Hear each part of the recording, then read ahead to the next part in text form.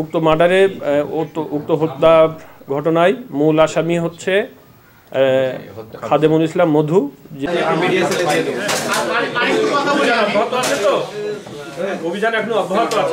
নাচল থানাধীন নাচল পৌরসভা শ্রীরামপুর গ্রামের সুলতানা বেগম নামীয় একজন ভদ্রমহিলার ছেলে রাজু আহমেদ, বয়স 21। সে তার প্রতিদিনের ন্যায় তার চার্জার ভ্যান নিয়ে ভাড়ায় চলাচলের জন্য বিকালে বের হয়। রাতে যখন সে না ফেরে 10টার দিকে, তখন ভ্যানের মালিক সফর আলী, একই গ্রামের, সে ফোন দেয় তাকে, রাজুকে, যে আপনি কোথায়? তুমি কোথায়?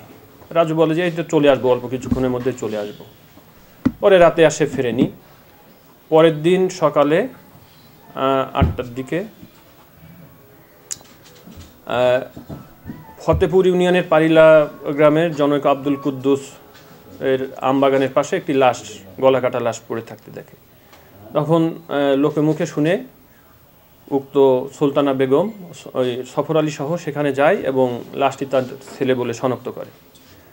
উক্ত ঘটনায় নাচল থানায় একটি হত্যা মামলা রুজু হয় অজ্ঞাতনামা আসামি হিসেবে। এটাই মামলা হওয়ার সাথে সাথে আমাদের নাচল থানা পুলিশ এবং জেলা গোয়েন্দা শাখা একযোগে আসামি গ্রেপ্তারে এবং ঘটনার ক্লু উদ্ঘাটনে কাজ শুরু করে।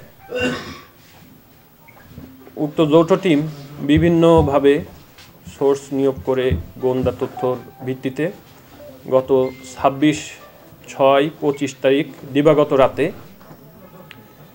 নীলফামারী জেলার কিশোরগঞ্জ থানা হতে খাদেমুল ইসলাম মধু নামে একজনকে গ্রেপ্তার করতে সক্ষম হয়।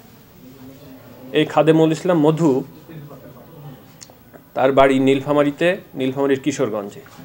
সে এখানে গত কয়েক বছর যাবৎ নাচল থানার বীরেন বাজার গ্রামে একজনকে বিয়ে করে সেখানে ঘরজামা হিসেবে থাকে। সেখানে তার একটি ছোট বাচ্চা আছে।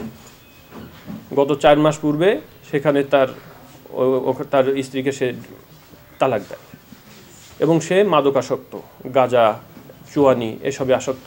এবং এই যে রাজু, ভিকটিম রাজু, এবং তারা পূর্ব পরিচিত। এই মাদক খাওয়ার সুবাদে তাদের সঙ্গে সখ্যতা গড়ে ওঠে এবং এই ডিভোর্স দেওয়ার, এই খাদেমুল ইসলাম মধু ডিভোর্স দেওয়ার পর থেকে সে নাচল রেল স্টেশন এলাকায় বসবাস শুরু করে। এখানেই তার মূলত রাজুর সঙ্গে পরিচয়। তারা একসঙ্গে গাঁজা সেবন করে, তারা একসঙ্গে চুয়ানি খায়, বিশেষ করে চুয়ানি। এবং ওই ঘটনার দিন রাতে সন্ধ্যায় তারা একসঙ্গে চুয়ানি খায়। এবং খাদেমুল ইসলাম মধুর মূল উদ্দেশ্য ছিল যে সে কয়েকদিন থেকে একে মারার একটা পরিকল্পনা গ্রহণ করে, এই চার্জার ভ্যানটি নেওয়ার উদ্দেশ্য। মূলত অটো চার্জার রাজু যেটি চালায় সেটি ছিনতাই করাই ছিল তার মূল উদ্দেশ্য।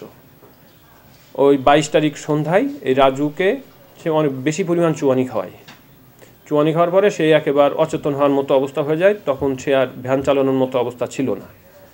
তখন খাদেমুল ইসলাম মধু সে নিজেই এই ভ্যানটি চালায় এবং ভ্যানের উপরে এই রাজু অচেতন অবস্থায় শুয়েছিল।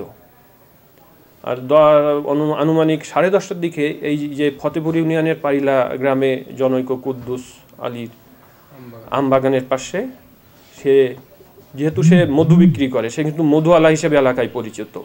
মৌচাক কাটার একটা ছুরি ছিল। এই ছুরি দিয়ে সে এই কপাল ধরে গলায় ভ্যানের উপরেই হত্যা করে, জবাই করে হত্যা করে। এবং সে এই লাশটি পার্শ্ববর্তী রাস্তার পাশে ফেলে, বাগানে ফেলে সে নিয়ে চম্পট দেয়, চার্জার ভ্যানটি নিয়ে চম্পট দেয়। এবং তার যে মোবাইলটি ছিল, মোবাইলটি রাজুর যে মোবাইল, সে এই খাদেমুল মোবাইল পকেটে রাখে এবং লাশ ফেলার সময় মোবাইল পকেট থেকে পড়ে কাদার মধ্যে পড়ে যায়।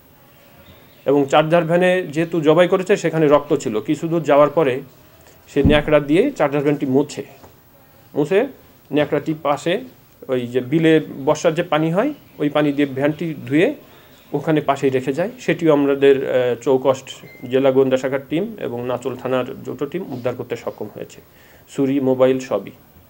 এবং এই ভ্যান অতঃপর এই খাদেমুল ইসলাম মধু, আমিনুর এবং এই একই এলাকার ফতেপুর ইউনিয়নেরই আমিনুর এবং তার পিতা আমানত আলী, তারা চোরাই ভ্যানের ব্যবসা করে। তাদের কাছে 14,000 টাকায় বিক্রি করে।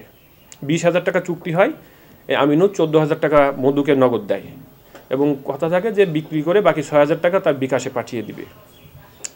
মধু অতঃপর এই 14,000 টাকা নিয়ে সে প্রথমে গোদাগাড়ি অবস্থান করে 27 তারিখ এবং সেখান থেকে পরবর্তীতে সে তার নিজের বাড়ি নীলফামারীতে চলে যায়। তো আমাদের চৌকস জেলার ডিবি টিম এবং থানা যৌথভাবে তাকে অ্যারেস্ট করতে সক্ষম হয় এবং এই আমিনুর যে ভ্যান ক্রয় করে তার পিতা আমানত এবং আরও 2টি চোরাই ভ্যান তাদের বাড়িতে, মোট 3টি ভ্যান উদ্ধার করা হয়। আমরা মূল যে আসামি ছিল খাদেমুল ইসলাম মধু, বয়স 24, তাকে আমরা ব্যাপক জিজ্ঞাসাবাদে সে ঘটনার সঙ্গে তার সম্পৃক্ততার কথা স্বীকার করেছে এবং আমরা তাকে বিজ্ঞ আদালতে সোপর্দ করব আজকে এবং সে 164 করতে সম্মত হয়েছে।